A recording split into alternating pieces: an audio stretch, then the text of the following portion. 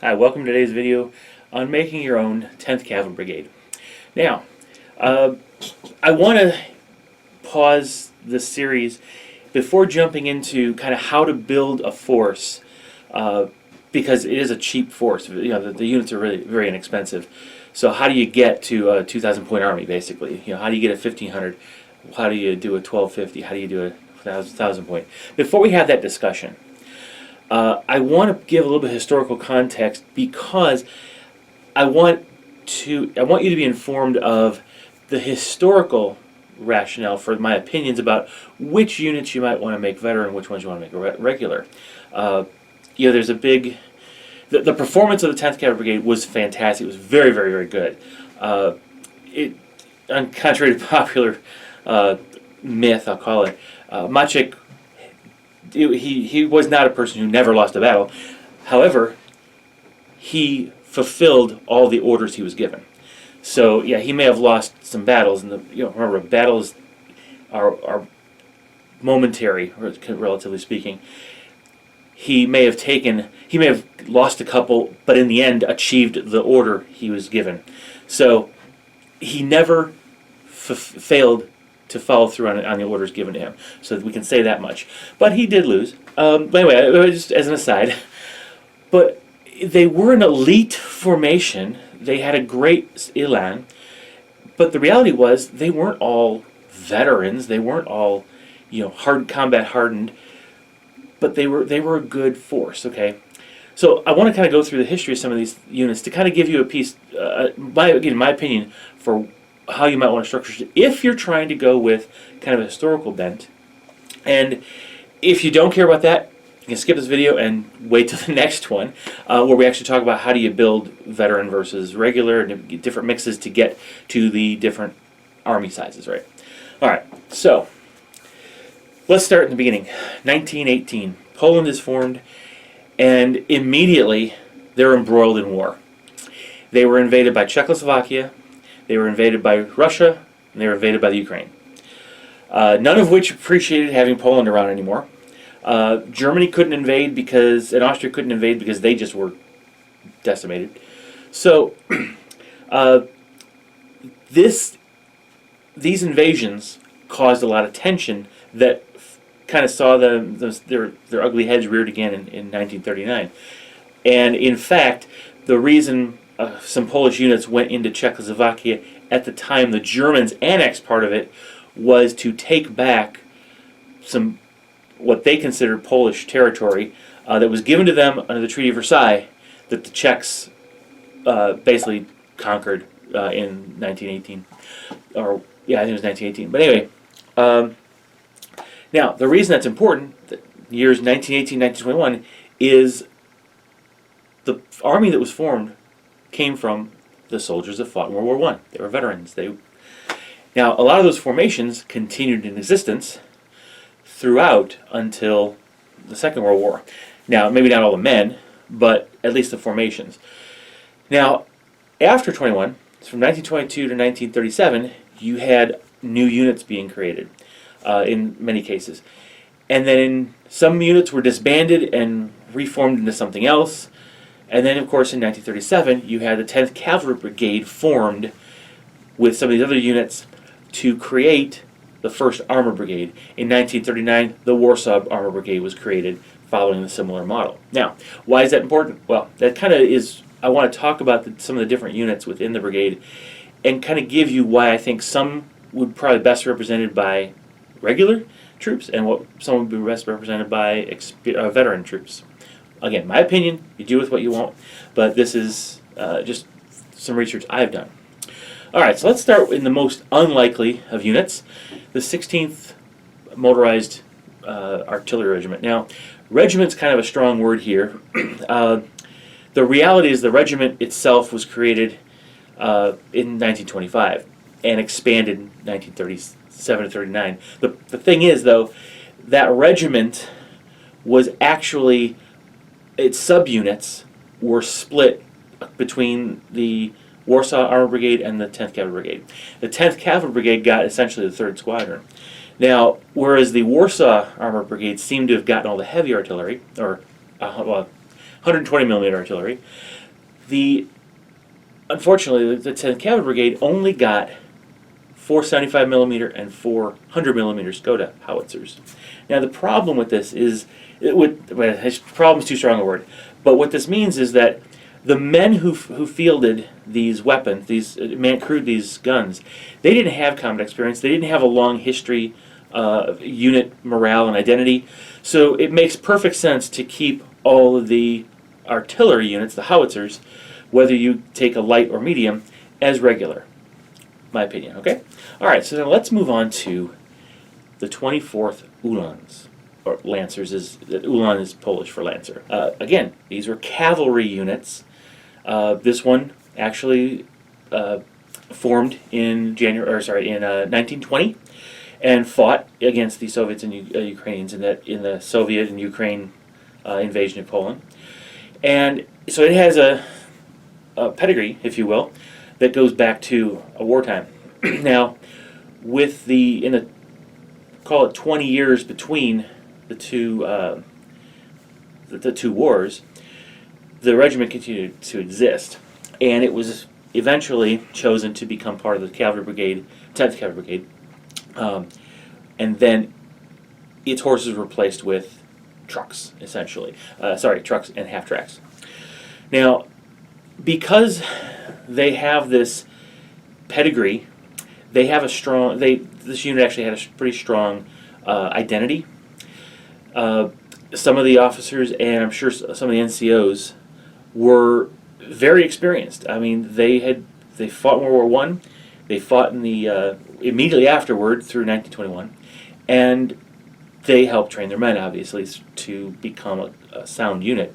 So, in my opinion, it would make sense to make some, if not all, the units, especially the officer, of the 24th Uhlans platoons, if you make those, to be veteran.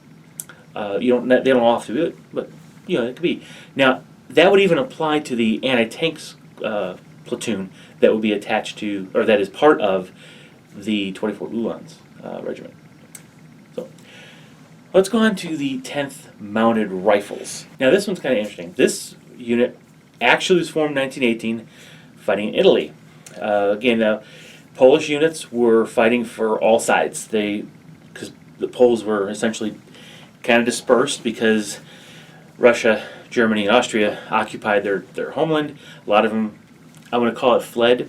A lot of them did remain and try to stage rebellions and such. But so you had Polish communities in U.S., Canada, Great Britain to some extent, France, and Italy. So, and it was all throughout Europe. And these go back a long time. But anyway, so the 10th Mounted Rifles was a cavalry unit established. It goes back to 1918. These were also, just like the 24th Uhlans, were a very seasoned unit because, again, they fought in World War I and they fought immediately after. Now, in fact,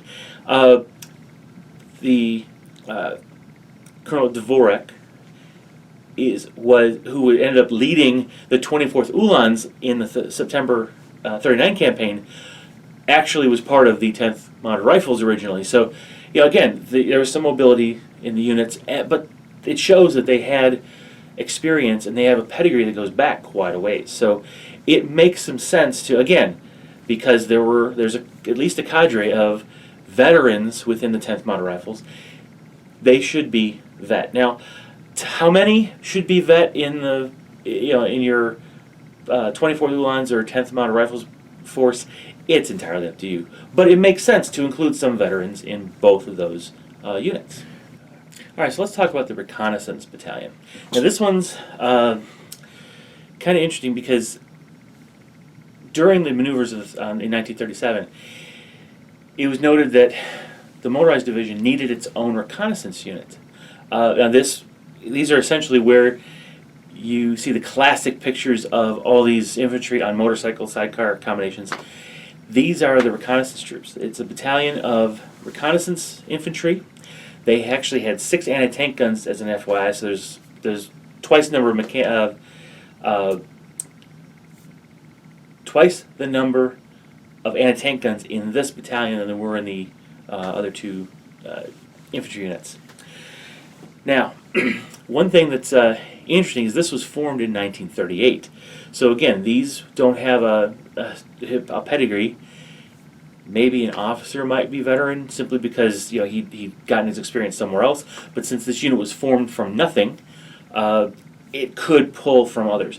But as a corps, it probably just all regular. So I would consider all of your motorcycle riders in this battalion entirely regular.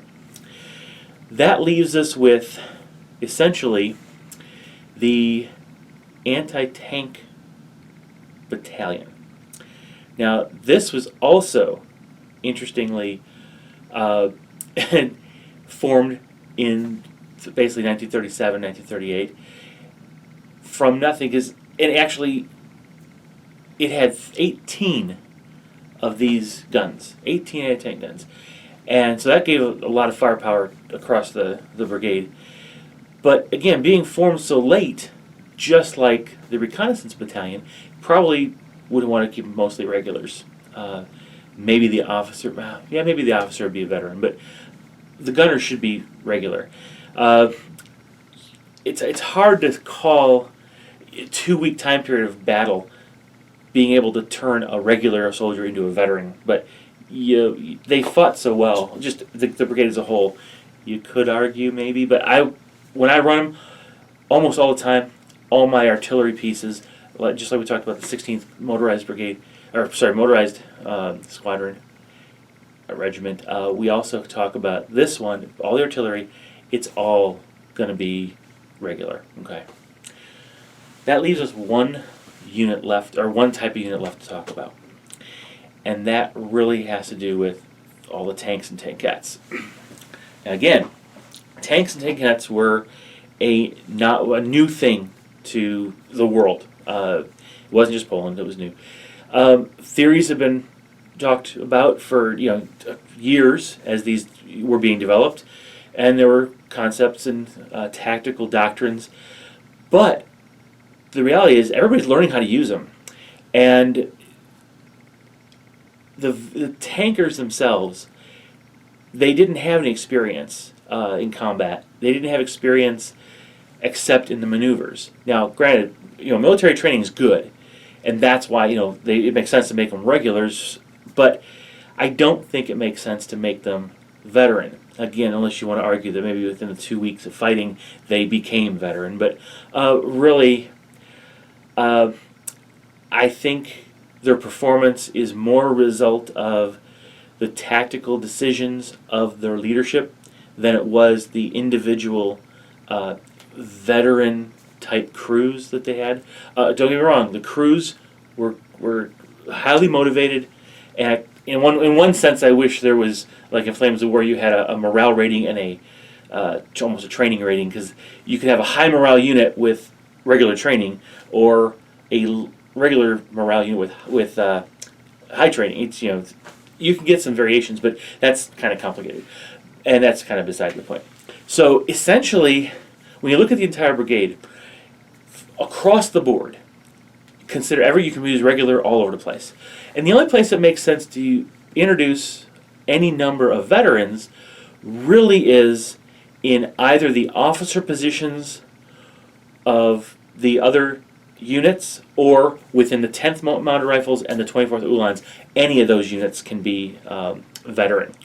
In fact, the anti-tank units within those two, there was three. Each of those the infantry units had 3 anti-tank guns.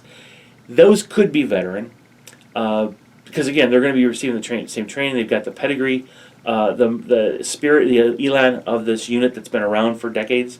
You could argue that those could be veteran, but I like to keep all the artillery essentially regular, simply because anti-tank is kind of a new thing still. Not a lot of combat experience with the Poles, especially, or Soviets, on how to use anti-tank guns in combat. But they did an admirable job. All the anti-tank guns in all the different units did an admirable job during the 1939 campaign. And some of the heroics they had, I mean, it honestly could make sense to make some of them vet, but it's one of those things that you could argue either way. If you want an example of some of the anti-tank unit heroics, read up on the Battle of Visoka, which was fought using just a handful of anti-tank guns. Actually, it was 9 from the Anti-Tank Battalion, and I believe there was actually 3 of them from the 24 Uhlans, I believe, in that battle. And there's some pretty cool stuff about that. But it'll show you the spirit of those gunners. And yeah, you could make an argument for vet, but I would consider them regular. So, across the board, the brigade should be regular with the exception of individual officers or the units within the 10th Mounted Rifles and 24th Uhlans. So, with that in mind, next time we'll talk about how do you actually build a force to be effective, or at least in my opinion effective, within these different point value caps. All right. Hope this information I provided today was helpful, if maybe educational from a history perspective. But do me a favor, share, like, subscribe, especially liking this video, and I hope you did like it, because that helps the channel grow. And if you can subscribe, please consider doing that. Until next time, we'll see you later. Bye-bye.